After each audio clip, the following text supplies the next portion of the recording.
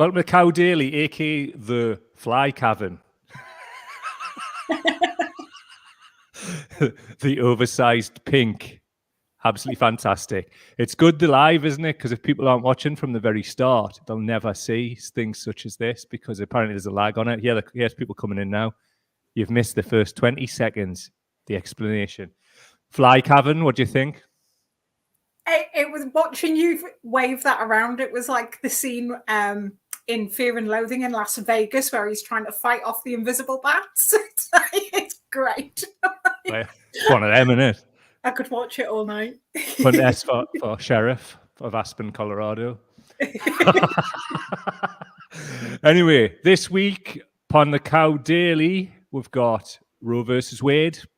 We have... I've put together a video today, and I just want to give a quick shout out, and I will do later, to Declassified UK. Firstly, thank you so much to them for allowing us to have rights to show a clip from their Corbyn interview this week.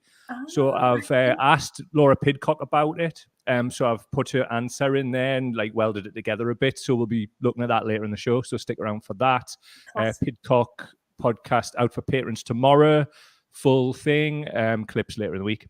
But there'll be a clip, obviously, later on this particular show now. What else we've got? Liberal Cringe Fest. Been waiting to do this for a while. Liberal Cringe Fest. Stick around for Liberal Cringe Fest because it's exactly what it says it is. How are you doing, Alice? You good? I am good given the circumstances of some of the news stories this week, and I have honestly been hitting that block button like a bratty sub for the last it's been fun. But we're about to talk about that. So yeah, how are you? We are. Are you happy to launch straight into it? Yeah. Shall we do that? Yeah, let's do it. Cool. So a bit of background. I mean, people obviously, if they've been watching the news, you'll have seen Roe versus Wade has been repealed in America. Roe versus Wade was a landmark decision of the U.S. Supreme Court in which the court ruled that the Constitution of the United States generally protects a pregnant woman's liberty to choose to have an abortion. Note the past tense that is used in that. Alice, what you thinking? What are you saying? So that's we talked about this. Was it a couple of months ago? Because there was the leak. Leak to Politico, yeah, that's right. Yeah. So there was the suggestion that this was going to happen. So we were seeing it coming, and we're expecting this ruling to be coming up and seeing what way it went. It was overturned, not surprisingly, because it is a majority Republican court. And the Democrats are fucking useless. Chocolate fire guard. Yeah, really, as really usual. well. And yes, so it got overturned. So that means it's now up to the state individually, and about half, I think roughly about half of the states are expected to outright make abortion illegal or put even more severe restrictions on, some which already had very severe restrictions on them in the first place, again, which we've talked about before. People are scared, people are shocked, people are trying to now figure out what to do from here. So that's where we're at with it. Yeah. We are. So I mean, I'm just I can't quite believe the world that we're living in. It seems like every other day there's some new outrage, and this is one of the latest ones because there's several. And it's just really, really, really upset us. So I can't even imagine how it upsets women. Do you know what I mean? No. But I can try and empathize, and it's bloody abhorrent is the best guess. It's absolutely abhorrent. And there's kind of additional laws that can often get tagged onto the end of these, and this is not just about kind of making it legal in those particular states. So some of those states are also going to make it a criminal offence for people to travel out of the state to go to one where they will, which does have legal access to abortion. So what is that telling you about what the laws are really about?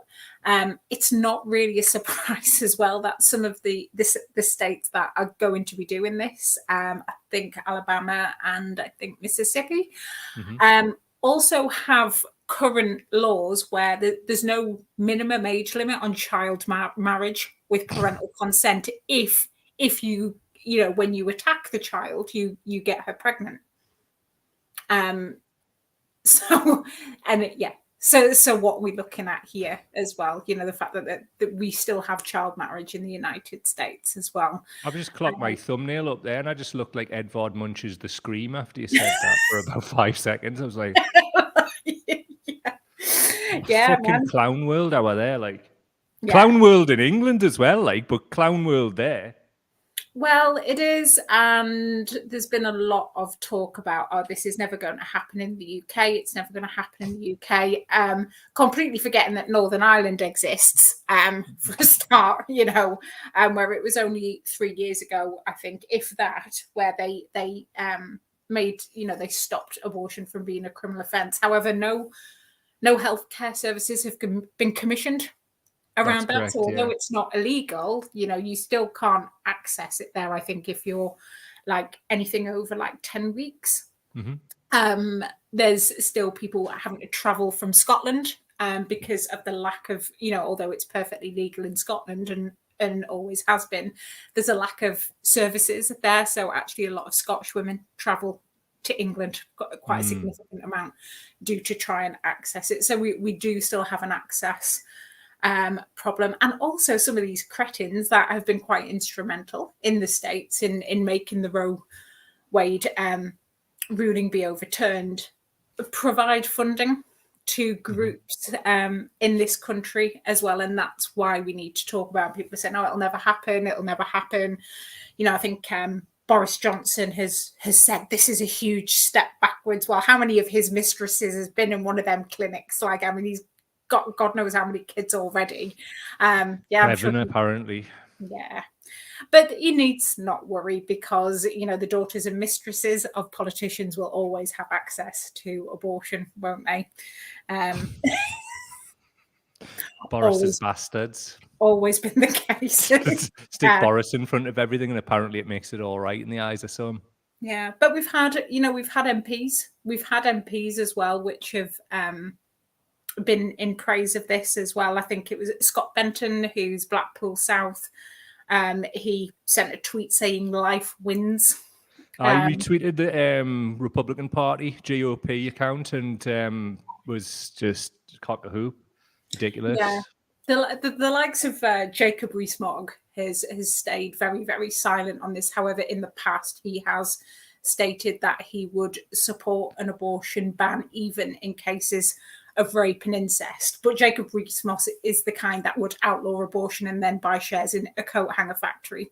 That is the kind whilst watching Vera Drake. Yeah, that's the kind of person he fucking as porn. Yeah. He's a fucking wrong'un is what I'm trying to say, but never mind. Yes. And we also have the lovely Lord Alton, who used to be a Liberal Democrat MP, but he now sits in the House of Lords. He is patron of an organisation called Right to Life UK. Right, can I just point to, is he sitting as a Lib Dem Lord or an independent? I don't know, actually. He's definitely sitting as a Lord, but I don't know. I can have a look, but I've got something for you Lib Dem wise for later. Ooh, lovely. I look forward to it. Yeah, so he's a patron of a organisation called Right to Life UK, and he's been, you know, very vocal on this issue for many years, even when he was a Lib Dem. And that is a anti-abortion, anti-euthanasia charity. Is that the right fucking word here? Maybe not. In Clown World, I don't know.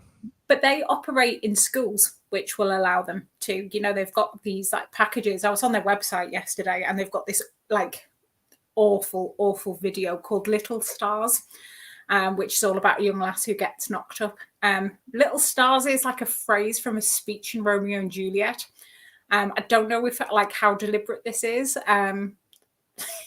but that particular speech also uses the phrase where a 14-year-old Juliet, who's just secretly married her 17-year-old boyfriend, says, and though I am sold, not yet enjoyed. which I imagine is the kind of thing Jacob Rees-Mogg used to wank off at school. Probably Allegedly, I've heard that might be the case, but it's all alleged. Alleged. Alleged. So yeah, that's the kind of plethora of cunts that we're dealing with Cunts at this indeed. particular moment in time. And you know, for all I'd like to think it wouldn't come here. Given the way we've been going, I really, really wouldn't take that for granted at the minute. And I think we do. It's in the bloody post because it's another wedge issue, isn't it? So people don't get all the energy sucked up. I mean, it's obviously a thing that's like super important in itself, but a lot of activists are just focused on this thing.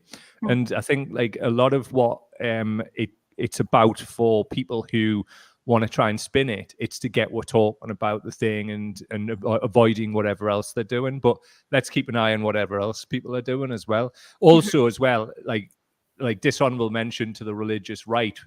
For them, it's like this is absolutely about banning abortion.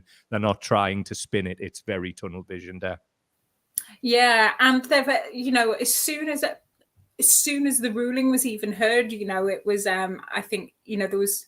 You had Clarence Thomas already saying that they're going to look at one of the judges, access to contraception to gay marriage as well. So I've been dealing with a lot of people in the UK. Luckily, not people I count as friends, thank God. But people I've interacted with saying, "Oh no, it should still be allowed. It should still be allowed for in cases of rape, and this people should be using contraception." Okay, well, if you think those, then you need to be pro-choice because the people you're supporting are actually against those things that you're talking about, and you're giving support to these people who want to take all of that away. Yeah. Well, there was like other threads I've involved myself on. You might have seen them or not, but there's people like there was one that Matty posted, and it was about the Catholic Church, and it was about how the Catholic Church won't baptize a stillborn child because they don't consider it to have what they call the breath of life. However, if the child is to be aborted, then all of a sudden it's a problem to the Catholic Church. I mean, if that isn't like stunning levels of hypocrisy, I've no idea. And I say this as somebody who's got one of the highest honors in the Catholic Church. I did a pilgrimage, the Camino de Santiago. Fuck the Catholic Church.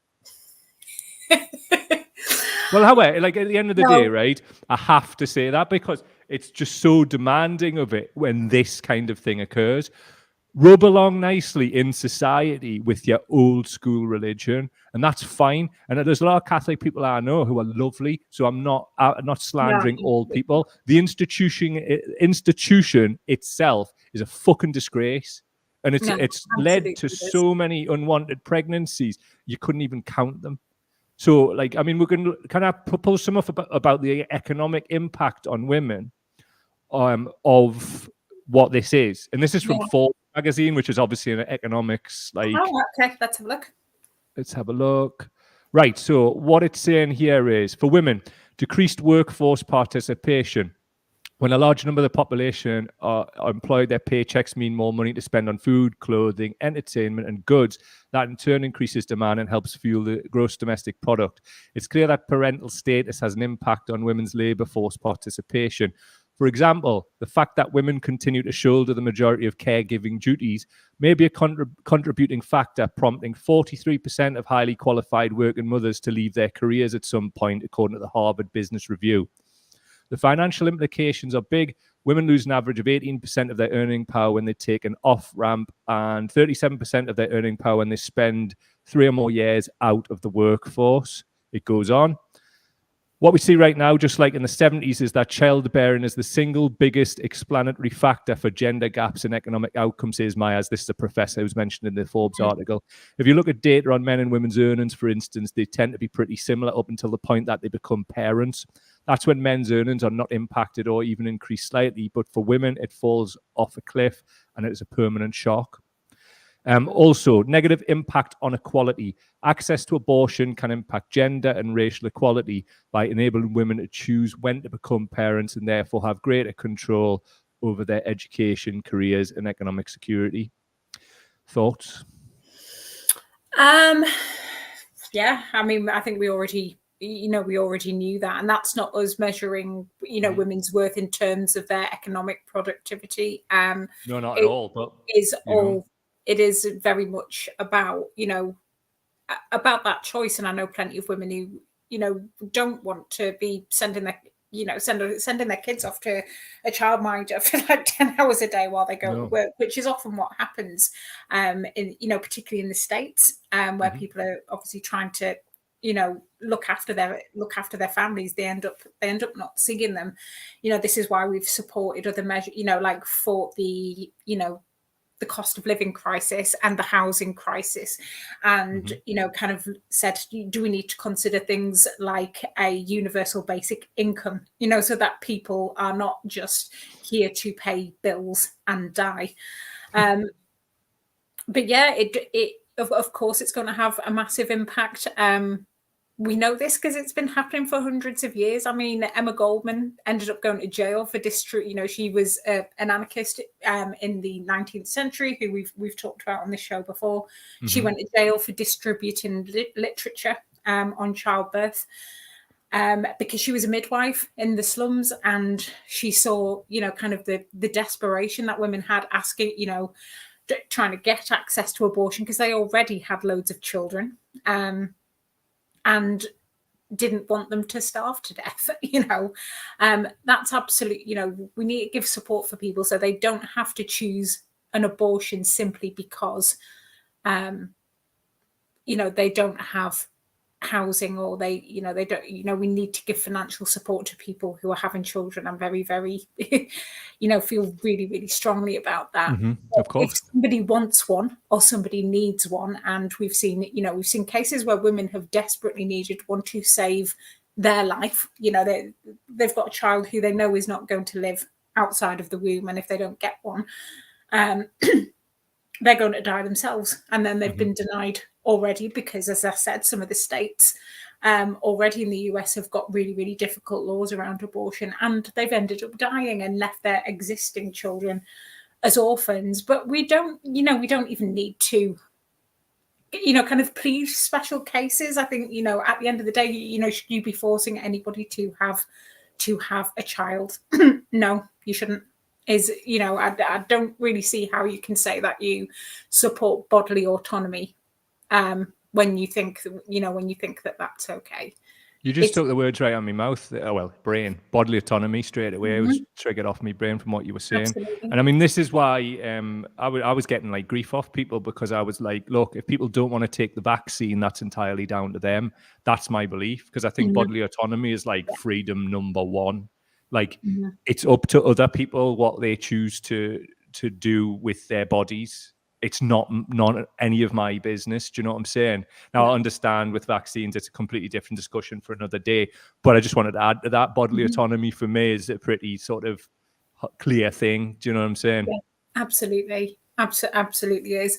And there's wider knock-on effects with this in terms of what happens with women's rights, in terms of what happens to people's rights to reproduction in the first place, and that's, for like trans and non-binary people as well. This has already been like an ongoing issue for them.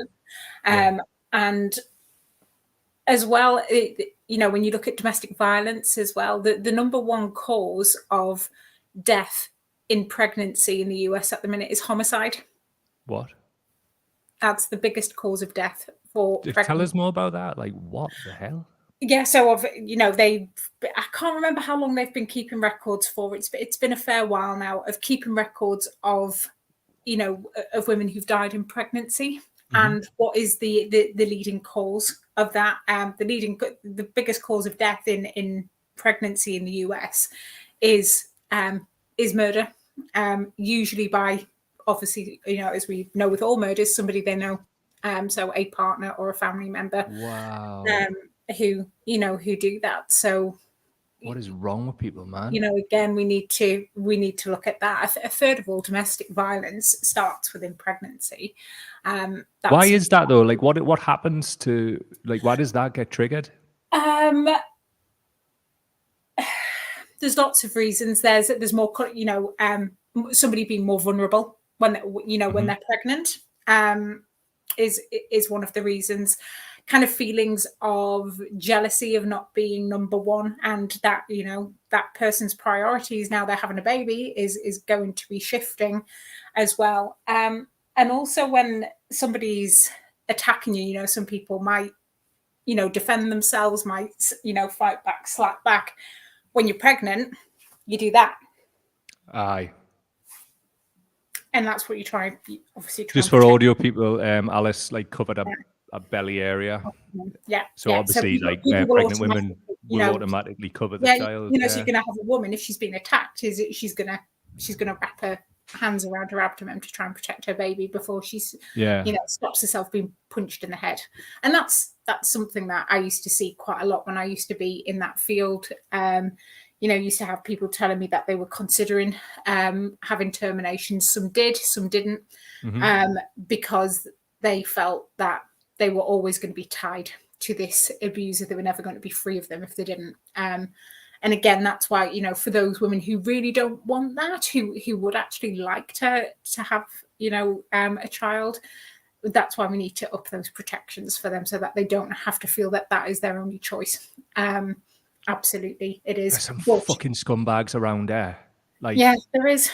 But again, you can't deny access to somebody who wants one, because I get it. I've seen what happens. You know, and children do get dragged into this.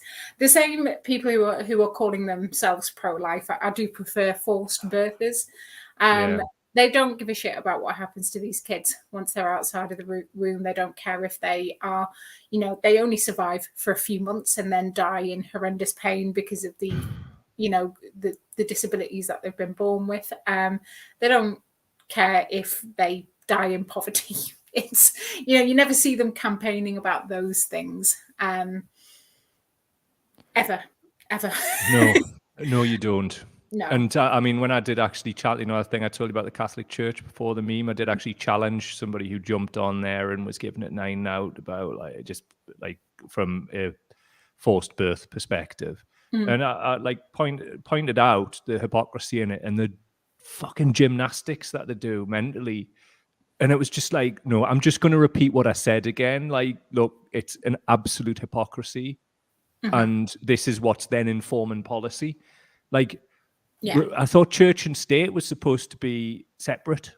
Yeah, and if you look at the Supreme Court and some of their backgrounds, you can see that it really, really is. And Amy Coney Barrett, who's one of the judges, she was involved in a really weird religious group. It's called Praise the People or Praise for People. I don't know. It's something weird like that. It's got a proper culty name. And there's been loads of really heinous allegations about them, and she actually lived with the founders for a little bit while she was in law school as well, so she's like very close to them and will be very aware of what was alleged of that couple, which was sketchy, absolute fucking weirdness.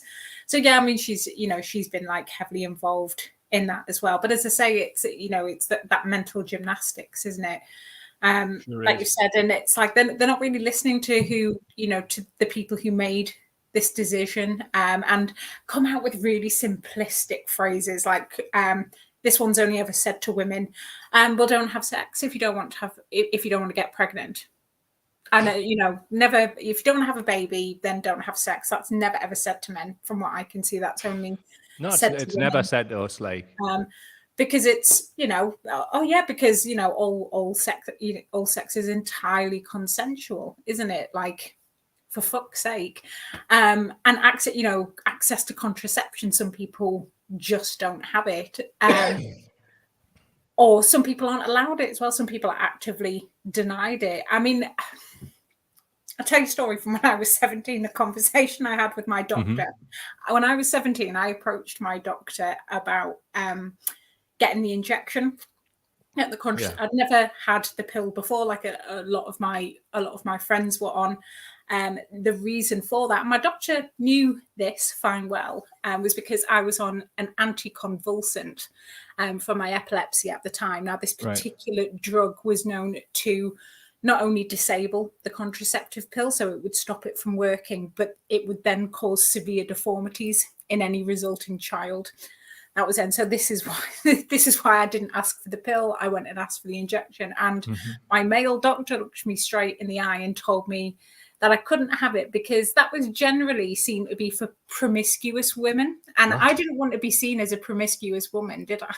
The fuck has it got to do with him? What was it to do with him as well? When I was 17 years old, sat there thinking, Yeah, sure, like what the fuck, and just like walked back out again. That's and I'm sure there's loads of like really different stories, particularly in America, particularly in the Bible Belt, about all the different ways that they cannot get access to contraception, but that doesn't necessarily mean they're in a position where they're able to refuse sex as well. Jeez, man, like you blow my mind every week. Like, what the fuck is wrong with these people? Yeah. Seriously, man, what is wrong with them? Let's throw some of this up. It's basically, obviously, we're going to go into the Liberal Cringe Fest later, but we thought we'd do a little tickle here, relating to Roe versus Wade and some of the liberal reaction. Beautiful, isn't it? Yeah. Let's have a look. So, Fast Company magazine, furious about the fall of Roe versus Wade. Here's how to design a protest sign that goes viral. Dozens of protests have erupted around the US since the bombshell leak signaled the end of Roe versus Wade. If you're thinking of joining the crowd, here's what you can do to make your poster stand out.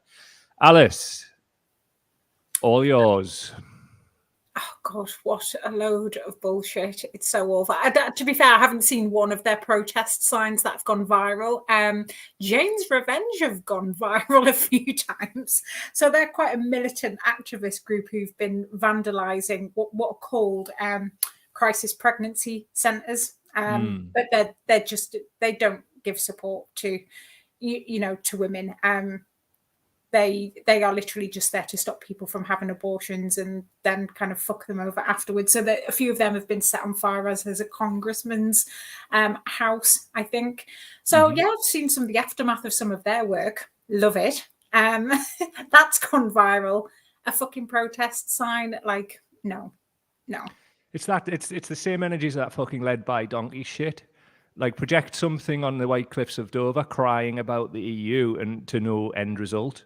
It's like that sort of hashtag Boris out thing. It got to about day 47 and then just stopped doing it. They just fucked it off. It's like it's all this tokenistic fucking bullshit, man. It's like what indeed is that actually going to do? Exactly. And so some of them are quite funny. They are, like, I'll be lying to say I haven't laughed at some of them, but that's literally kind of give you a bitter, sardonic little laugh is really about all it's going to do, if you're perfectly honest. That's all it's for. Some of those signs myself in the past. It's not actually going to change anything, unfortunately. No, it doesn't do a fucking thing. What I want to touch on before we move on, so obviously we could talk about this the whole show, but we've got to move into other things, right? Is Biden, and also when he was vice president, Obama, and we're going to talk about this. Thing's come up, right? The Associated Press, President Biden calls abortion ruling a sad day for the country. I've capped somebody's comment. Biden is always tweeting shit like, "Who the hell is the president? I'd like to have a word with them." He really is. And if you're going to be ultra cynical, and I am, he's going to be loving this. He will be absolutely loving it. And the reason is that the Democrats have not been doing very well because they haven't been performing on anything that they promised people when they got in. And they've got the midterms coming up in November. And it's like, yeah, they've got a reason to, oh no, you need to vote blue no matter who, because otherwise you're going to lose Roe versus Wade. They have had time, as we can see here. Well, I'll read out what this is, right? It's from Reuters from April the 29th, 2009, 9:51 p.m. if you want to be precise. Obama says abortion rights law not a top priority. President Barack Obama said on Wednesday he favoured abortion rights for women, but that passing a law guaranteeing those rights was not his top priority, trying to avoid inflaming divisions over the issue. Liberal. I'm not going to touch that. Not at all. Now, look, you haven't codified it into law, you fucking cunt. Because then they can't use it as a bargaining tool every time they're doing a bit of shit. This is the problem with people like claiming to have principles like Obama and Joe Biden and others, I mean, you could look at the centre right in the UK, for example, which seems to cover a whole spectrum of parties. They have no principles.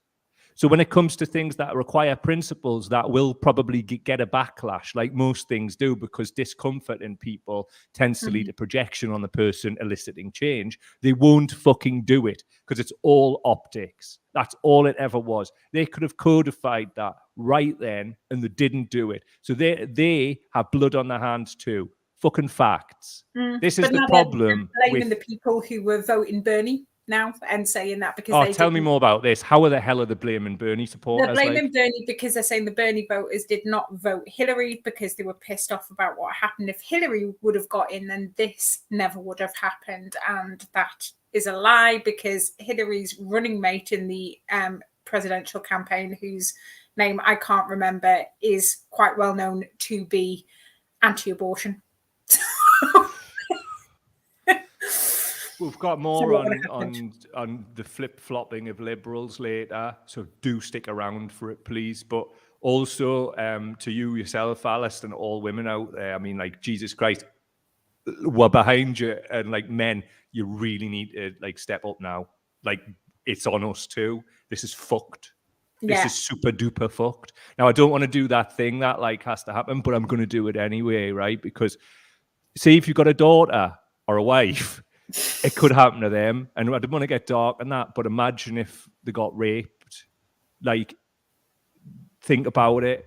But again, it shouldn't ever have to be empathy because you know somebody and it affects you. Absolutely, it shouldn't. It's already affecting fellow humans. Like, well, yeah, of course it is. And, you know, the kind of horror bags who think it's okay to share pictures online, most of which are false, by the way, about, you know, supposedly what aborted fetuses look like. At least one of them was an elephant embryo. One was a dog fetus, and my favorite one is, do you remember them little alien babies in slime that you used to get in the 90s? Somebody posted a picture of one of them and said, oh, this is an aborted fetus. It's like, no, it isn't. It's a shit cheap toy from the 90s. But this is the level of like hysteria we're at with people. But it's, think about who's seeing those images when you're posting them online. To them, to you, it's just a debate if you think it's all right to post them, but actually it has, you know, trigger is a real word. I don't mean trigger is in really the whole is, even though it's been of it. It's you know, people who have PTSD, who have seen some shit, what that can do in a split second to somebody. And if you genuinely do think you've got any empathy, don't share shit like that. Actually, your opinion doesn't really matter to me or any other person who might be affected. Yeah. Totally. So let's take some comments. A new person, Wolf Lord Villy. This shows that democracy has failed all over the Western world. I mean, yeah. Yeah. Yeah. It really has. It's yeah, man. Totally. Shelley Kelly's in the house. Hello. How you doing, mate? What else we got? Nick Stoker. Banning abortions is not about children's lives, or they'd have better maternity care, health care. It's a decision based on racism. Spot on. And Nick, I'd like to apologise for getting your comment completely wrong out of context in the comments section the other week. That was completely on me. Sorry, dude. Fuck, it totally was as well. I was gutted. Robert's saying, this is how The Handmaid's Tale started. Well, the Handmaid's Tale, that's an interesting one to bring up, because actually Margaret Atwood has said with that it's there's nothing in there that hasn't already happened at some point in history somewhere. You know, that's the kind of things that she's, you know, the kind of things that she's written about. Yeah, it's a dark. I haven't seen any of the series that were made of it. I remember the book when I read that, and it is like fucking dark. It is. But again, I do have a bit of a thing with the whole Handmaid's Tale costumes coming out at the protests. Oh, God, to me, it's the same as the protest sign. Like, don't do it. It's Liberal Cringe fest. Well, it is. It is. Yes, of course, there's parallels with the book, quite deliberately. So it's absolutely fine to make them, and we'd be mad not to be able to see them. Indeed. But I think the problem is, it looks like when you're then wearing the Joanne says, "Coat hang up comment, clap, clap, Yeah. clap." It was a good one. Well, it's fucking true. But yeah, the thing about the Handmaid's Tale costumes and stuff, it ends up looking like cosplay, and that's why I have an issue with it. Absolutely. Indeed. Another comment from Janine Harrison. This is just disgusting. A step back to the dark ages again. Again, where are the men in this? Rape and incest is not differentiated. Also in USA, they don't have the same maternity leave. Thank you, UK unions. Indeed. Yeah, that's like mad. And it's not even just maternity. It's things like annual leave, like for holidays and stuff. It's like, if you actually look at kind of what goes on in the US in terms of like employment, it's absolutely hideous. Absolutely hideous. Yeah. There's one from Joanna Higgs here. I don't think you've commented before, so hello, Joanna. Nice to see you here. As a member of the adoptee community, I can't tell you how hard it is hearing women being told they can give up their child up for adoption rather than have an abortion. That's powerful stuff, isn't it? Know what I mean? I mean, this is the thing. It's just like completely triggering for so many people, and in so many different ways. And I'm just absolutely gutted, crestfallen about this entire thing. Are you there? No, I am. I'm just thinking, because I haven't got any of the websites at the moment. I'll try and post them in a thread later. But kind of looking at the things that help, you know, a lot of people have been sending coat hangers to the Supreme Court. Please don't do that, because one, you'll give it, you know, they're being sent via Amazon. I think Bezos already has enough money to be doing that. And also that is money that could be going to long established organizations in the US that have been helping people affected by this issue. Instead of sending a box of coat hangers, have a look at some of the credible organizations that have been running for a really long time in the US, and give your money to them instead. Indeed. And just to mention on the way out, more cringe fest. 7 TikTok dances you can do to save Roe versus Wade. One of them's got a fucking massive coat hanger behind them in the image. Like, that was one of those ones I saw it just before we logged on today, and I was like, that'll be satire. That'll be satire. And I looked it up, and it wasn't satire. No. But we do have as well. The other thing I was going to say, I've mentioned Right to Life UK and the society, and also there's the Society for the Protection of the Unborn Child, who are US based, but they do send money to groups here, and they do operate in the UK.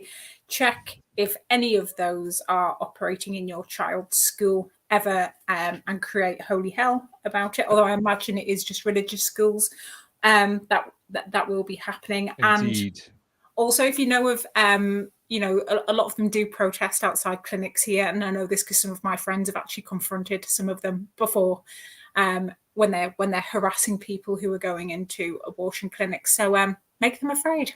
Make them afraid. And speaking of that, here's your troll. Normally we'll redact this, but fuck Anton Moquin with your fucking stupid ass Punisher fucking thing with QAnon on the front. What it says is unfollowing because of your ignorant post about abortion and religion. Maybe not if you would have allowed discourse on the topic, but shutting down comments is childish. Comparing one immaculate conception to hundreds of millions of murdered innocents is ridiculously, he says, retarded. Yeah. Fuck off, you cunt. That was because of a tweet that Fuck I shared. You. That was because of a tweet that I shared that said something along the lines of a lot of the people who are saying don't have sex and you won't get pregnant are the same people who follow a religion based on the idea that a woman did not have sex and got pregnant. And that's what that message was about. That got loads and loads of shares, and I ended up turning off the comments because I'm not able to moderate when I'm asleep. And so people like Anton then started jumping on my inbox with it. And honestly, it was almost all from the same script, more or less. What a fucking wanker. Like, imagine like getting into a woman's inbox to say that kind of shit. Fuck off. Like, what honestly. A fucking arsehole. This is men, right? That like this, and we all know cunts like this. Let's just break the fucking third wall of whatever it's called, fourth wall of fucking men or whatever the fuck it is. I broke that long ago. Some of you out there are fucking bellends, right? Don't you ever get into women's inboxes like that, you fucking creep. That puts you on the level of a nonce where I'm from. Fucking leave women alone. You don't know what women have been through with all your fucking holier than thou fucking religious nonsense. Stick it up your arse and drown yourself in the font, you fucking cunt. Anyway, moving on. Is that? Anyway, moving on. I just want to give this is a complete shift, but I just want to give a shout out to Duncan's Wheelchair Rugby Club. It's Newcastle Wheelchair Rugby Club, right? And he's asked us to, I'll put it full screen, just bear with us. Lovely. Oh, it's mint this, and honestly, right? I heard about it. No, I did see a post that he'd put about this ages ago. So is this actually up and running now? Yeah, it is Newcastle Barbarians. So basically, they're looking for new players, any gender, you can go along, not a problem, open to everybody. First 4 training sessions are free. Tuesdays, 7 to 9 p.m. Duncan would obviously be listening every week, he says, but he's committed to go and doing this. So if you want to get in touch via email, it's northeastbarbarians@gmail.com. Volunteers are always welcome to help out as well. NewcastleWheelchairRugby.co.uk. What are the benefits of wheelchair rugby? Regular participants enjoy a number of physical benefits from taking part in wheelchair rugby, the most obvious being fitness. Wheelchair rugby is a physical sport which is fantastic for keeping you active, healthy, as well as improving your upper body strength and giving participants increased independence. Research has also shown that playing a team sport is not only good physically, but mentally as well. Playing wheelchair rugby can drastically reduce stress levels and help to combat depression, as well as many other mental health problems. Wheelchair rugby is also fun and a great way to make new friends. Now, I've took the liberty of getting a little video, so I'll just get that away so you can see what wheelchair rugby is. North Barbarians attacker. Wheelchair rugby 5 is fast-paced, physical, and I love the banter at training.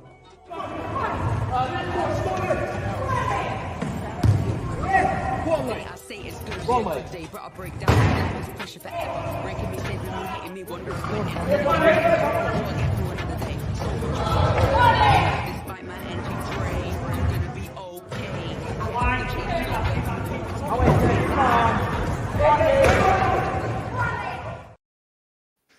Big up the wheelchair rugby gang. I'll just get we're back on the screen. We're back. Class in it. Yeah, and they're making it look like really, really easy as well. I spent a very, very short space of time in a wheelchair, after I injured my neck and back when I had a fit, and it's like, and I wasn't even playing a sport. This was just like trying to get down a flat corridor. It's really fucking hard. It absolutely knacks. Trying to just maneuver it or go any kind of speed. I made Captain Tom look like a Scalextric when I was in. Listen, not when I've just took a drink of tea, when I'm surrounded by electrical gear. That nearly went absolute journey there, any kind of Captain Tom crack, it's right at the heart of what I love. Yeah. No, so yeah, that was absolutely mint. I'm more of this, please. Yeah. All of it, and big up Doug. He's a lovely lad. He's always been a big support of what we do. If you can play rugby in a wheelchair, then you're hard as nails. Do you know what he does? He's an engineer, and he goes and fixes them and volunteers, and he's one of the loveliest kids ever. If you follow his thread, his feed on Instagram or Facebook, it's just full of positivity that he puts out in the world. We need more people like that guy, and I'm proud to promote the wheelchair rugby on your behalf, mate. Thank you for everything that you do. So, and as well, he does all that open water swimming. And I know you love it as well. I went and did it for the first time in a river last week. Oh, wow. Oh, great. Proper reset. Yeah, properly does. Everything that they say about it's true. So I'm going to do it as much as I can. I'd suggest people check whether there's shite in the rivers, though, if you're in England. In it. Yeah. And check things like tide times and where rip tides are if you're doing it in the sea and stuff and things like that. And absolutely. Right, I'm going to push one because we're on 44 minutes and we've got loads to get in. But Roe versus Wade just needed Roe versus Wade time, so we might run on a little bit if that's all right. Yeah, that's fine. That's cool, dude. Nice one. Right, so I'll just go full screen a bit and I'll just introduce something if you bear with me. Hello. recently I spoke to Laura Pidcock, and it's going to come out this week. We're going to give you a little clip of it. Also, as I said at the top of the show, absolute respect to Declassified UK. If you go to the links in the description of this show, you'll be able to follow them. They interviewed Jeremy Corbyn last week, and they asked him about possible interference by MI5, MI6. I then asked Laura Pidcock about this, who was part of his shadow cabinet at the time. And this is a video I've put together of both responses. Something I'd like to make very clear. Laura hadn't seen the Jeremy video, so she's responding to a quote that I'll read out, as you'll see. To me, it was about the role of ISIS, it was about the war in Syria, it was about post-Iraq war, Afghanistan and so on. They were well aware of my views on those conflicts and very well aware of what I'd said and acted about it at the time. Right. For some reason, that video was not where it needed to be. So I'm going to restart it. And then when I come to edit this, I'm going to re-edit it again. So this is the Jeremy Corbyn, Laura Pidcock video. Go. Corbyn on his meetings with MI5. On the meetings we had, they were obviously private meetings. We obviously prepared for them and went there. We absolutely did not inform or leak about the meeting at all to anybody. And I instructed my office that this meeting had to be treated as completely confidential, and it was. It was leaked by them. And it was leaked in a way to undermine that somehow or other I'd been summoned and given a dressing down. That was not the nature of the meeting at all. The meeting was a discussion in which they discussed various parts of the world and various issues, none of which was new to me, none of which was a surprise to me. It was about the role of ISIS, it was about the war in Syria, it was about post-Iraq war, Afghanistan and so on. They were well aware of my views on those conflicts and very well aware of what I'd said and acted about it at the time. They acknowledged I had a different view from themselves and the government. And the meetings were, they were pretty frank. Were they aggressive? No. It was an intelligent discussion. Obviously, it was all recorded. Obviously, it was all then leaked out as a way to be deliberately undermining of me. What Jeremy said was, I instructed my office that the meeting had to be treated as confidential. It was leaked by them and leaked in a way to undermine. And what he's referring to is meetings with MI5 and MI6. I mean, you were shadow cabinet at the time, So, like, what were you aware of this going on at the time? Because he's been really candid, Jeremy, this week about what he thinks might have been going on. Obviously, if you can't answer that, having not seen it, then I wouldn't put you in that position. Well, I haven't seen what he said, but just nothing would surprise me. If you think about the shock that the establishment were given in 2017 and how close they came to being confronted with, he is a socialist, Jeremy Corbyn, and most of his shadow cabinet, or a lot of the shadow cabinet, were being confronted with that kind of politics and what that would mean for wealth and power. There is going to be a kickback against that. And we also knew that if in 2017 or 2019 that there was to be a win, that would be like the start of even more brutal attacks against that kind of politics. And I think that speaks to one of the mistakes I think that was made, which was I always wanted, and I know others did, like a really robust street defense almost of the idea. So every time, we're getting ridiculed or attacked in the media, to just be really confident about it, be organizing around it, having demonstrations, community events, like thinking about the ideas and putting a metaphorical arm around each other, because nothing is more important than our loyalty to one another in the face of the brutality of their organized attack. So I'm sure there's files and all sorts, and Yeah. you know, you don't really want to think about that because it might stop you doing things. But Well, yeah. but yeah, I think that Jeremy just handled all of that really well. You know, you'd quite often meet with him and say, and like you'd walk in and think, how's he going to be? And, you know, he'd be like, yeah, I'm fine. I'm like, how are you fine? You can't be fine. I know. Do you know what gets me, right? Just on that, yeah. people like the band do this thing around that he's weak. Like try and experience a day of what he had to experience, and then talk about a week. We back. So, Alice, my good chum, what do you think of that? Well, a part of that is, you know, what we've been suspecting for a really long time, the kind of things. It's still a bit shocking, like hearing it said out loud, isn't it? And this is, you know, this is why I'm not involved in parliamentary politics and won't be, because I like Jeremy Corbyn. You know how I feel about politicians and how I feel about the political system, but you know, I think Jeremy Corbyn's a decent bloke. I've met Laura Pidcock before. Actually, really wasn't that keen on her. Like when I first saw her coming in the public eye, and then I actually met her, and she's really, really sound. She's absolutely exactly. Lovely. And I was trying to get some advice about starting a campaign about people on prepaid energy meters not being charged more for energy.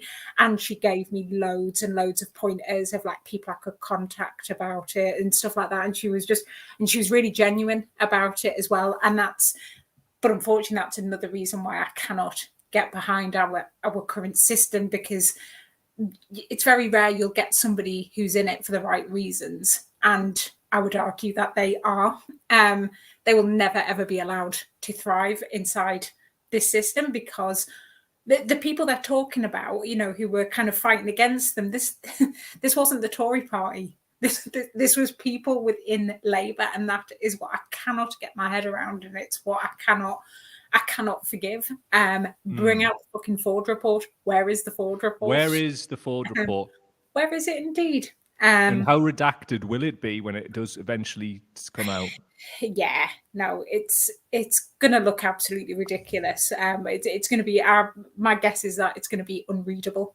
Like in terms of the amount of redactions that it's going to have on it, it'll be like a cheesy. It might as well be a choose your own adventure book. What happens here? Blag incoming, and they'll frame it in such a way as to make all of us going the Ford report look stupid. Mm-hmm. Yeah, it's what they're going to do. Just on Laura, I spent an hour talking to her. Sound as you like, literally one of your own. And you know me, I'd say exactly what I thought of a person, like direct, you know, like, and all the time in the world for her. Seriously, no, like, she's really nice. It's an absolute gutter that she's not a member of parliament now. Yeah. We do talk in the it's like an hour long, the whole thing, and we do talk about like she talks about like how to get like the passage of law, the conversations that we're having a few weeks about like before the 2019 elections about how to turn like the manifesto into law and how uplifting all of that was, and then how the way things went. Also, obviously, Declassified have spoken with Jeremy Corbyn. That's something I'll really encourage people to watch. So go to the links in the description of this podcast and you will find what you seek there. Also, if you want to see the full-length Laura Pidcock thing, go to Patreon. So it will be here. From tomorrow, patreon.com/cowdaily. It would have been there now, but there was a problem with Vimeo, etc., which I won't bother you with, that I've got to upgrade to some pro account to be able to get it on Patreon. Whatever. That'll happen tomorrow. I'll pay for it. So anyway, go to patreon.com/cowdaily if you want to see the Laura Pidcock full length first. And every week there's going to be a live stream and a full length podcast, 2 in a week, coming out from this week, the next week, the week after, the week after, the week after. patreon.com/cowdaily. Why is that happening now, you might ask? Because I'm fucking well. I'm 187 pounds. I've lost 32 pounds since I was super ill, where I was pre-diabetic, shingles, brain fog, long COVID, fuck illness. Let's rock. Fuck it. I wish I hadn't said let's rock on the end, because I just like channeled status quo there, and it really, really, it was cringe, but then it went full cringe. You know what I'm saying? But is it liberal cringe? Oh man, you fucking absolute! All I have to do is cross it, and you just nod it straight in the back of the net, don't you? Every time.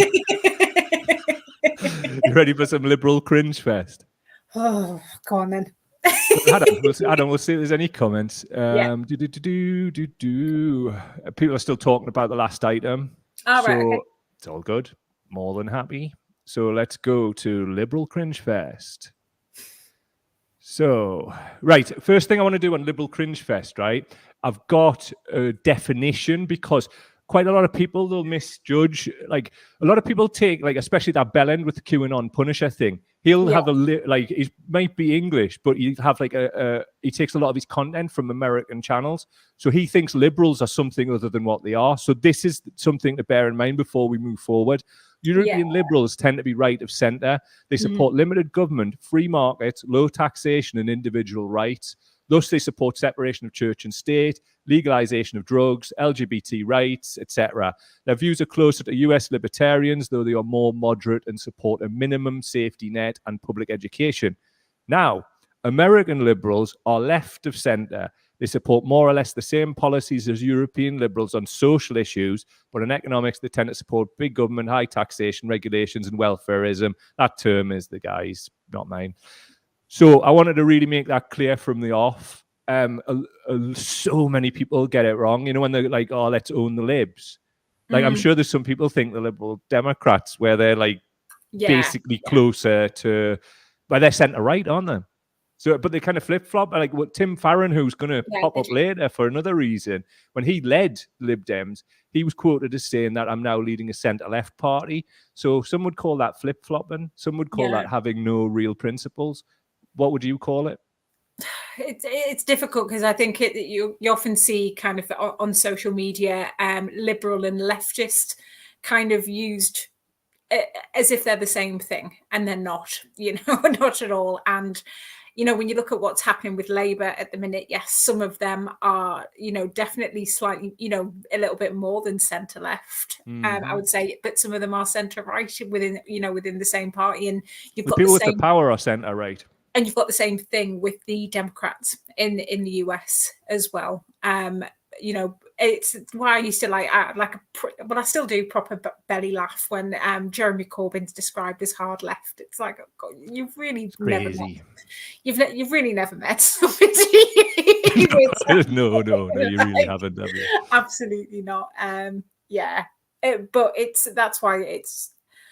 I do see, although I do still use those terms myself as a rough framework as to who I'm referring to. They're that misused now. They almost mean nothing because everybody's got a different definition of what left and right means. Indeed, it does. But those are the definitions, and I think that's important as we move forward. However, some things are universal. What's your reaction to this?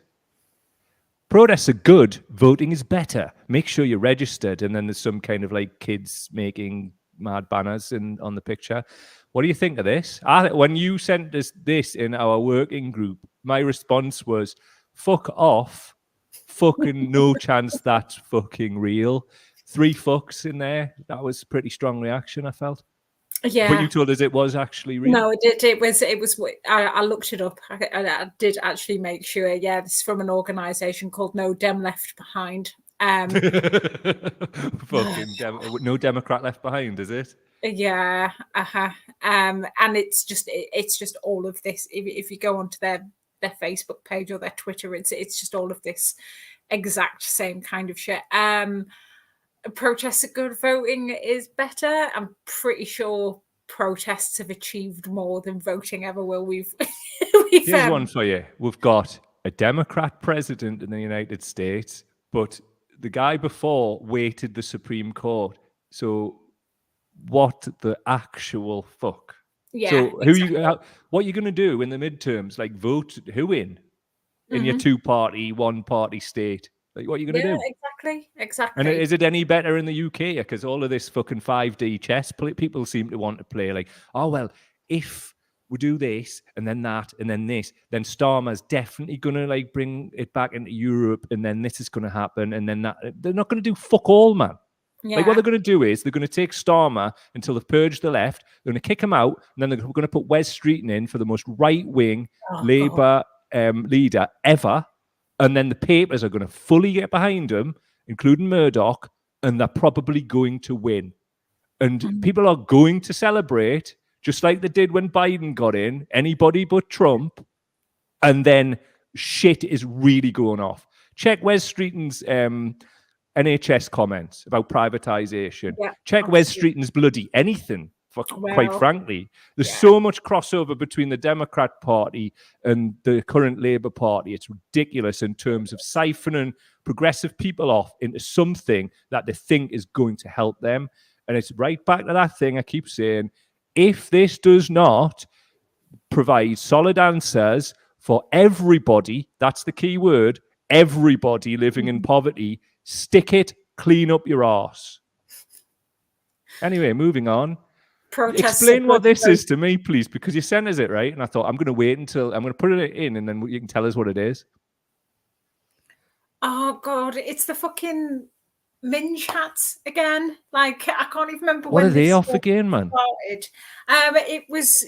I don't even know when this... It was definitely a few years old anyway, where...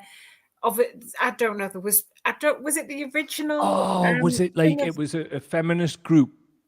Which feminist group was it? I know exactly what this is because I just thought there was something going on in America at the time. Obviously, it was something to do with women's rights. I think there was whispers about Roe and Wade then as well at the time.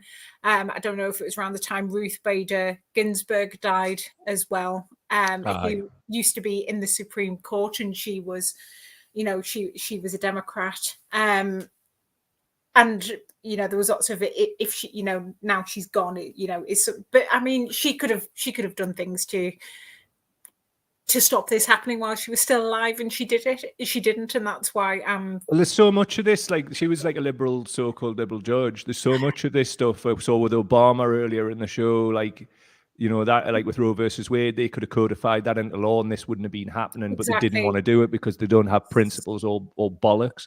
So anyway, I remember what the hats were. Was it the women's parade thing where they all started? Yes, it was. It was the women's parade. And, got it. That was what it was. And there was loads of things going on at the time. Part of it was the Trump, grab them by the pussy thing, and they all started like knitting these little clunge hats. And wearing them in the streets. Clunge hats. Are you in the in-betweeners or something? Like, what the fuck? Well, I don't know what else to call them. It's like, I don't know. Like, it was, but they're just ridiculous. And they were like running around as if they, it was like major fuck you to the, to the Republicans and to Donald Trump and everything like that. And it was just like, again, it's the viral protest sign thing. It's like, it might be like funny. It might be funny for 30 seconds, but what's it really going to do? And I thought they disappeared for good, but no, sure enough, here they are. That's one on the Statue of Liberty. Indeed. Which is funny because that was given to them by France. And if you turn around to the French and say protests are good, voting is better, I think I'll be able to hear them laughing from here. Because they don't fuck around. Moving across the Atlantic, Guardian writers. Right? These fuckers are like now all with the like we've got two here. Opinion, John Harris, Bell End. The Tories are teetering, but only a progressive alliance can deal the final blow. To what end, John? Like, will that protect your mortgage? Polly Toynbee, Vile. Why does the UK still have such a shameful attitude to poverty and benefit? Polly, maybe it's something to do with the fact that you and your pals there at The Guardian attacked the one chance we have in our lifetime to have some moderate change and like some answers and solutions for the millions of people living in poverty. But you and your pals at The Guardian stopped that. In that declassified UK piece, right, they're asked about, Corbyn's asked about The Guardian, and he said he was told by his parents and he was grown up, like, always trust The Guardian, you can trust that paper, they said to him. But he now realises that they're, in his words, a tool of the establishment. Yeah, of course they are. Well, we've known that, but like to have the former leader of the opposition come out and say that, I mean, the Guardian for any kind of Labour person is like a kind of pivotal thing, because like apparently most people in the Labour Party, certainly at the time, are Guardian readers. Like that's their main paper. So absolutely shocking what they did, so they can piss up a rope. What's this? I'll describe it for audio people. It's lots of white people with "So Sorry" t-shirts, and they have what appears to be house like chains. Is this meant to be mimicking slavery or something? Yeah, this was meant to be when they were talking about reparations to slavery, and for some reason, some white people thought this is what was meant by that, you know, rather than addressing, you know, the hideous you know, inequalities that still exist, you know, for Black people in the US today. That's maybe what we were looking at, you know, things like, you know, teaching history honestly, like in our schools, and not glorifying things. But no, apparently this is what they came up with. I'm sure, like, I don't take this with a pinch of salt, because I need to get it confirmed first. But somebody said one of these pictures was taken from a gated community. Oh, geez, man, stop. Which I don't know if that's true, but if it is, it just makes it even. I mean, can you imagine being a Black person in America and being confronted by that? Crazy, isn't it? They were doing similar stunts around the same time. I think it was the same group where they were trying to polish Black people's shoes in the street. Please. It's just like, it's so horrible and so performative and just so crass that I can't believe that anybody would think like this is a fucking great idea. This'll make it all right, won't it? Like, oh no. Mate, seriously, like the cringe level that I'm experiencing at this Carry On, it's just so tone deaf at best. What I want to finish this off with, because obviously we're coming towards the end of the show, is the Lib Dems. They seem to escape any kind of attention. This is the Lib Dems' current Twitter page. At the top, it's Pride Month. They've got a banner which is proudly liberal with rainbow, and it's got the LGBTQ and trans flag as their profile picture. Great. Fantastic. Great. Everything's been leading towards token gestures. I'd just like to play you a video from former Lib Dem leader Tim Farron, who's still an MP and their spokesperson for environment, and. Here's Tim Farron and what he really thinks about gay people. Campaign. You were consistently almost slightly evasive in being very vocal about what you thought. And then you came out and you said, no, I don't think gay sex is a sin. Why did you change that? Did you feel under pressure? Yeah. I mean, look, I'm going to write about this a little bit more in the coming weeks. But the bottom line is, yes, of course I did.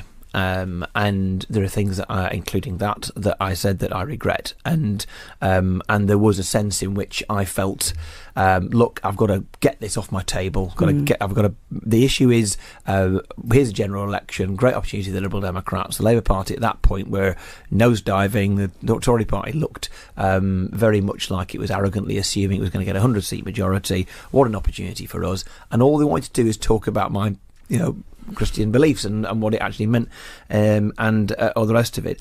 And I would say foolishly and wrongly attempted to, push it away by giving an answer that frankly was not right. There's Tim Farron on gay sex there. It's a sin. And apparently Tim Farron said it was a sin. Then he did a complete 180 and said it wasn't a sin. And then when he's back on Christian radio later on and they're pressing him, he's like, yeah, I was wrong. I shouldn't have said it. Like, I was being pressed. It's blatantly a sin. And he frames that as like his Christian beliefs. Yeah. Like, what? All right, that's all right. Then if it's your Christian beliefs, then former leader of the liberal Democrats. Now, do we remember that like definition earlier? And it was saying like European liberals are more likely to be for LGBTQ rights, etc. Yeah. Look at the Liberal Democrats, right?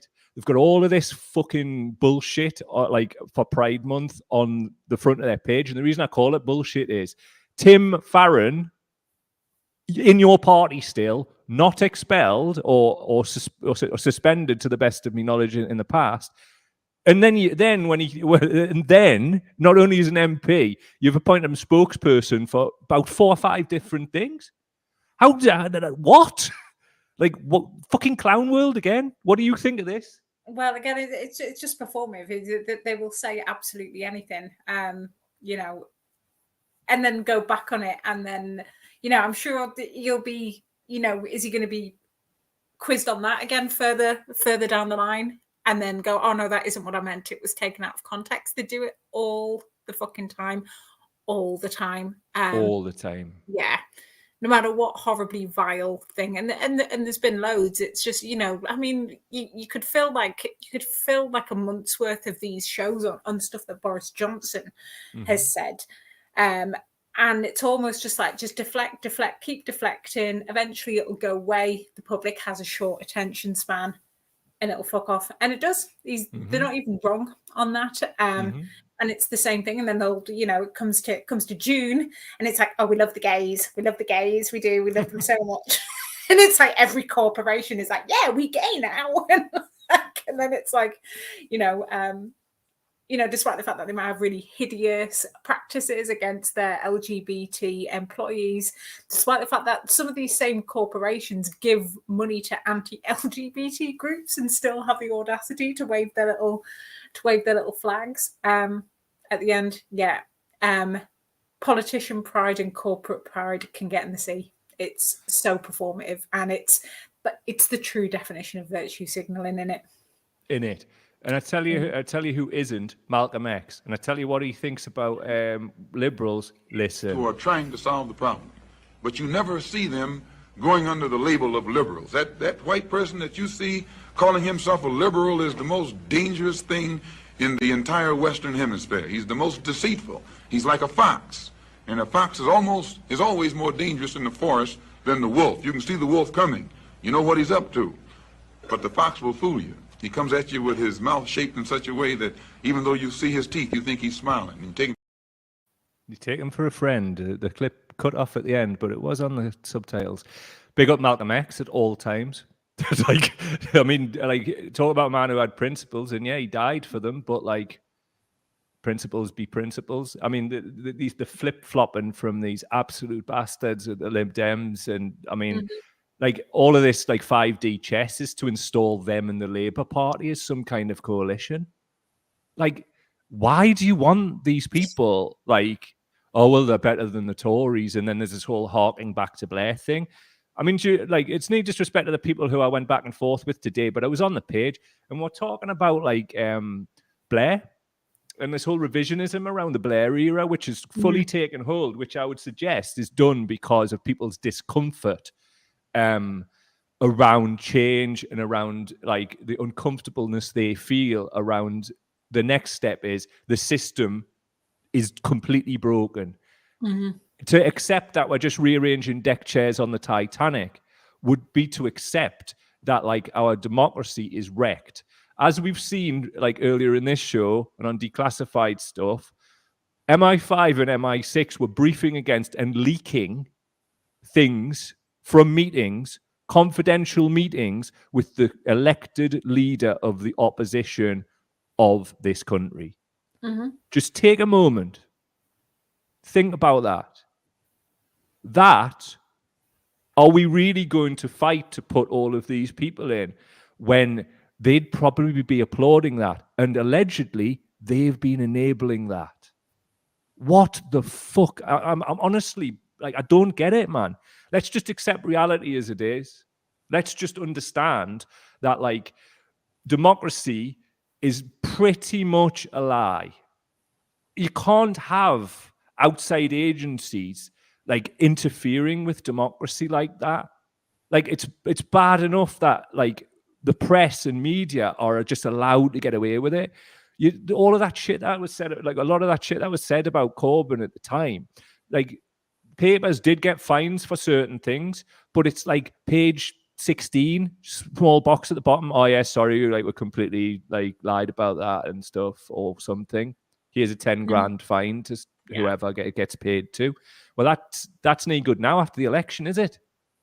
Yeah, exactly. It's the fact that, you know, the people who did that within the Labour Party, you know, still have jobs there. You know, they were having wages paid out of people who joined the party because they wanted a very different looking government there, and their money was spent paying the wages of the people who were actively working against it. I don't think the Labour Party fully grasp like how horrendous that is. I think a lot of the public haven't really understood the enormity of what that means, about what it says, not just about the Labour Party, but about how the parliamentary system works, and about how the country is being run, and how we're not going to be allowed to affect any real change this way, because Not that way.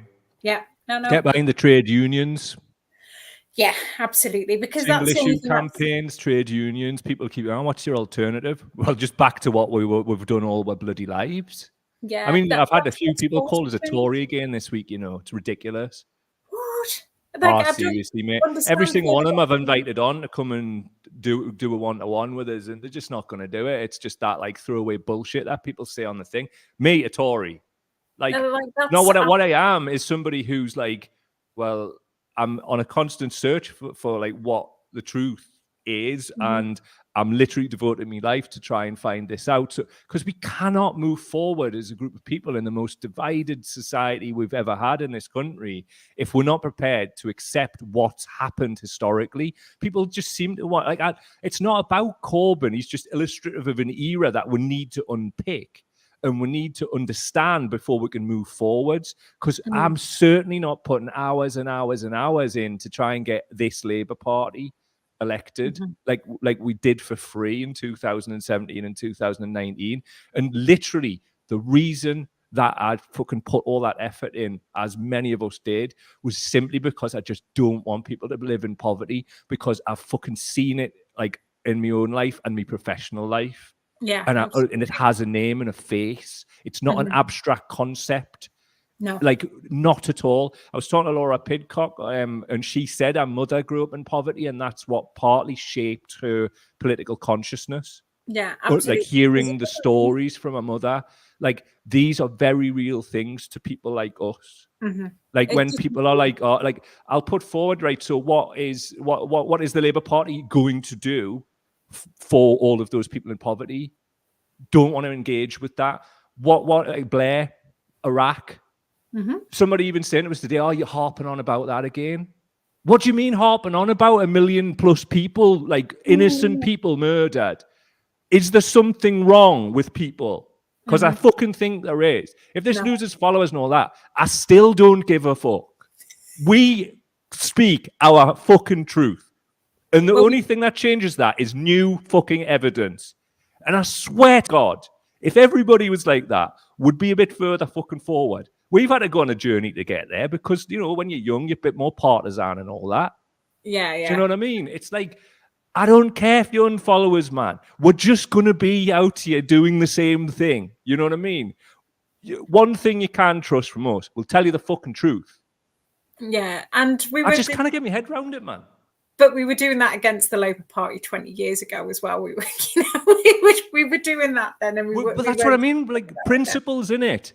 Yeah, your principles, if they're based on love in your heart for all people and I want everybody to have a fair shake in life, are unshakable. Our principles, and I can speak for you on this because I've known you all my adult life, you've never, ever, ever wavered, ever. And neither have I. No. And I fucking swear to God, like, when it's all said and done, there'll be our principles and fucking cockroaches left when this world blows up, I'm telling you. No, man, but it's true. But I think sometimes people do that because it's easy to think, like, you know, it's like when I was talking about cosplaying before, and it's like almost memeing things and making everything like characters or or comparing it to a show where your villain has a name, it's a person or it's a corporate, a shadowy corporation, that you can fight and you can defeat it and it's easy to overthrow it, and you just, sometimes you can just put an X in a box and that's all you have to do to get rid of that problem, rather it's a much scarier realization to realize that actually the villain kind of has as many little strands like coming off it, and it's not just in one place, and it hasn't just got one name, and it's a system that we've all bought into sometimes as well, and like we've not by our own choice, but we've been part of it ourselves. And it's like that's not an easy conversation to have with yourself, but you have to. It's not going to change if we don't do that. Yeah, it's uncomfortable, and I understand people are like shitting themselves. It's a fear-based response. I get it. Absolutely. And anybody like us who's prodding during these times, or any time in the last 10 years really, we're gonna get projected upon. I get it. I accept that as part of, like, that's what agitation is. Yeah. Like, we're trying to agitate for a better world. That's literally what this is. We don't, like, seriously, I would accept a world where everybody had all their basic needs met and a little bit more. And then all those rich fuckers can just fuck off and fly to Mars and do whatever the fuck they want, as long as everybody's taken care of. Yeah. I don't really care if they've got a garage full of 30 Ferraris. I'm not arsed. I'll watch it. I actually watched this thing last night.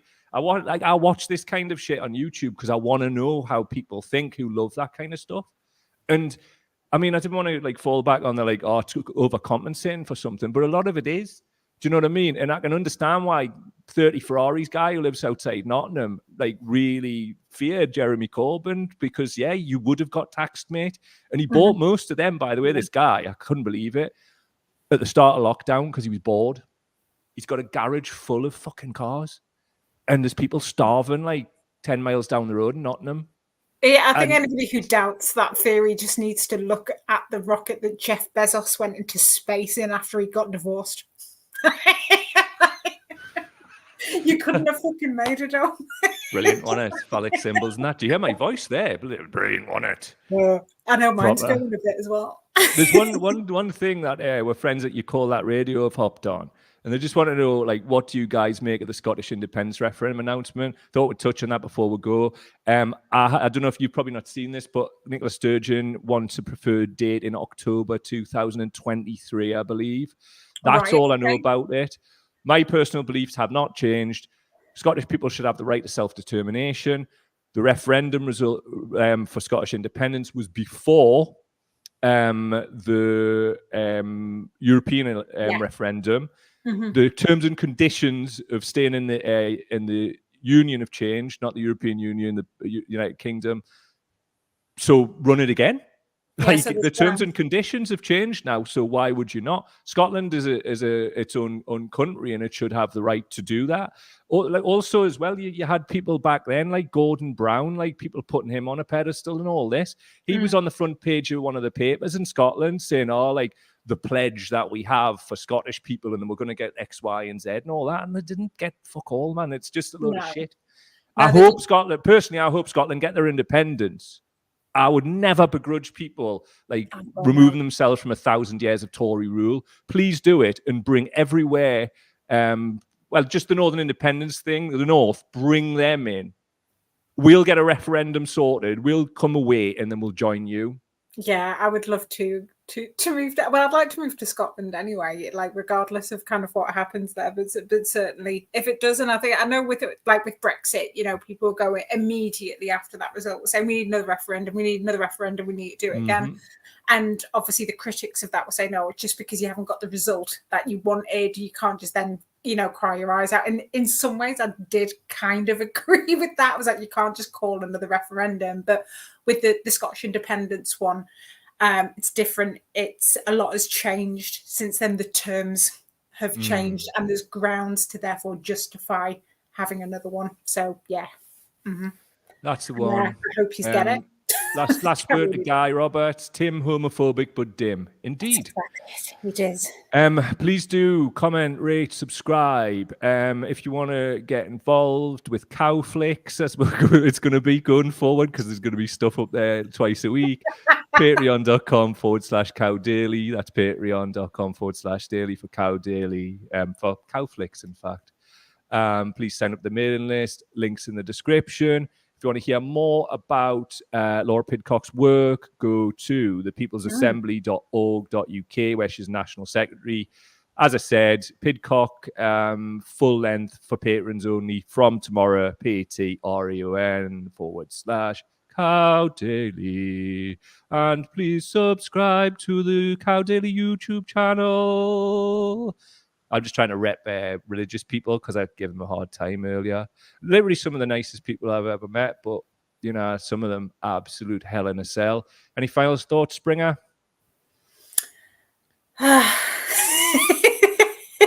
Bit of a emotional roller coaster. It's just like, yeah, it really has been. So yeah, just stay out my I don't mean this to you, just stay out my DMs because I'm not gonna reply anymore. Jesus, man. Like, yeah. Let's get a puncher. Great. What a tip. Long show this week, but had to get it all in, didn't we? So appreciate your time and all that, mate. And also thanks to absolutely everybody for tuning in. Love every single one of yous. And just thanks forever for your support. It's been instrumental to get us to this point in my health to actually be doing this every week. And obviously your good self, Alice, and that. But seriously, man, I'm just feeling like much better. But I know there's a load more to come as well. Seriously, man, like the brain fog has been lifting this past week. I'm buzzing. You can definitely see the difference in you. Like, absolutely. Honestly, mate, I'm just buzzing. I thought I was going to die this time last year. So, I mean, I was saying, dude, I think I'm going to die. Like, it was fucking terrible. And now I'm not. So, fucking get it up. Yes. Come on. Also, last thing I want to mention, we're leaving this house. When is it? Saturday. So we're getting out of here. We're going on the road for a bit. We're going to come back round the way for a bit. So stay tuned every week and I'll be in a different place and I'll tell you where we are. Reason being is the property that we didn't get it for summer in time. So we're going to come back here later in the year, I think, which is a pisser because I absolutely have just got so much done here. But what are you going to do? You know what I mean? That's life. So if my health is what it is, I'll still be able to keep this going. So, like, it's a bit of a test, and I think it is. So, let we're gone, you know what I mean? Lovely. To everybody else, I will see you in 2 weeks because I am not here next week. I am doing things, but I'll be back the week after. So, yeah, tune in next week to see who comes in your stead.